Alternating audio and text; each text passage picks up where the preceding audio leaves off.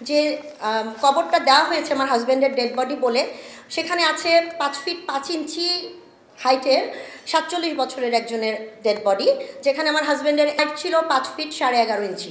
একটা মানুষের একটাই বডি থাকে। আমার কাছে 3টা ডেথ সার্টিফিকেট রয়েছে, আমার কাছে 4টা ডেথ সার্টিফিকেট ছিল। আমার বাসায় 20 অথবা 21 সেপ্টেম্বর চুরি হয়ে যায়। আমি 2 দিন বাসায় ছিলাম না। আমি বর্তমানে যে বাসাটায় থাকি, আমার এই বাসা থেকে কোনো দামি জিনিসপত্র চুরি হয়নি। আমি যে প্লট কিনেছিলাম টাকা দিয়ে, সেটার মানি রিসিট এবং আমি যতগুলো জায়গায় চাকরি করেছি সেগুলোর কাগজপত্র এবং আমার হাজব্যান্ডের ডেথ সার্টিফিকেটগুলো সম্পূর্ণ চুরি হয়ে যায়। আমি এগুলোর একাধিক ফটোকপি রেখেছিলাম, যেগুলো আমি নিয়ে আসছি। আমার একটা জিনিস বলার আছে, একটা মানুষের একটাই বডি থাকে।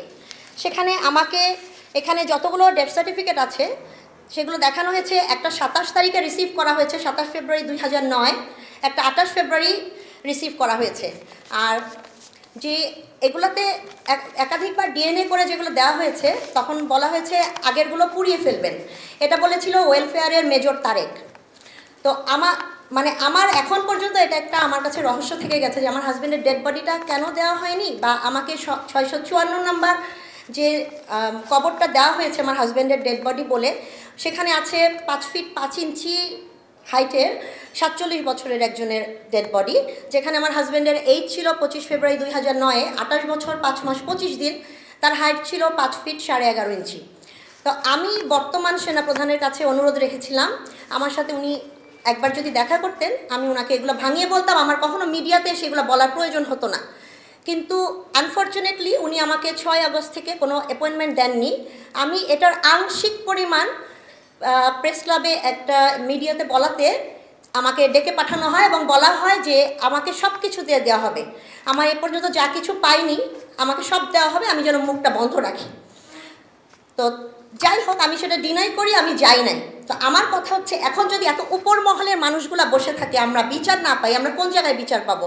এবং আমি আজকে মিডিয়াতে এই কথাগুলো বলছি, আমি জানি এগুলো কাট করা হবে, এগুলো দেওয়া হবে না, কারণ আমি আরও ইন্টারভিউতে বলেছি, ওগুলো আজ পর্যন্ত কোথাও প্রচার হয়নি। তো আমার বলার এটাই যে স্বাধীন তদন্ত কমিশন যদি স্বাধীন না হয়, আর উপর মহলে যদি উপরের ব্যক্তিরা বসে থাকে, শেখ হাসিনার আমলের মতো যদি এখন পর্যন্ত সব কিছু হয়, তাহলে আমাদের তো বিচারে আসলে প্রয়োজনই নাই। এই ধরনের 16 বছর ধরে আমরা যা দেখে আসছি, আমরা তো তাই পাবো। আমরা আর কোনো নাটকের মধ্যে পড়তে চাই না। আমাদের এই পর্যন্ত আমরা যারা জুনিয়র ফ্যামিলি আছি, আমাদের বাচ্চারা এখন স্কুলের গণ্ডি পার হয়নি, এটা আপনারা কিন্তু কেউ জানেন না। আমরা কিন্তু কোনো কিছু চাচ্ছি না, আমরা বিচার চাচ্ছি সঠিকভাবে। বাট আমাদের বাচ্চারা যারা স্কুলের গণ্ডি পার হয়নি, তারা এখন পর্যন্ত, সামনে তাদের কলেজ আছে, তাদের ইউনিভার্সিটি লাইফ আছে। আমার ছেলেকে আইএসএসবি থেকে বাদ দেওয়া হয়েছে, যেখানে তার ক্যাডেট কলেজ চ্যালেঞ্জ করেছে যে কেন আমার ছেলেকে বাদ দেওয়া হয়েছে।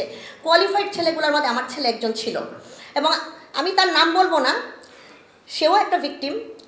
সেই ছেলে আমার ছেলেকে চ্যালেঞ্জ করে বলেছে যে তোর হতোই, তোর মা যদি মুখটা বন্ধ রাখতো, কেন কনক সরোয়ারের ইন্টারভিউয়ে তোর মা কথা বলতে গেল, যেখানে আমি কনক সরোয়ারের ইন্টারভিউতে কিছুই বলি নাই। তারপরে আমার বাসা থেকে কাগজপত্রগুলো চুরি হয়। এটাই হলো ফ্যাক্ট।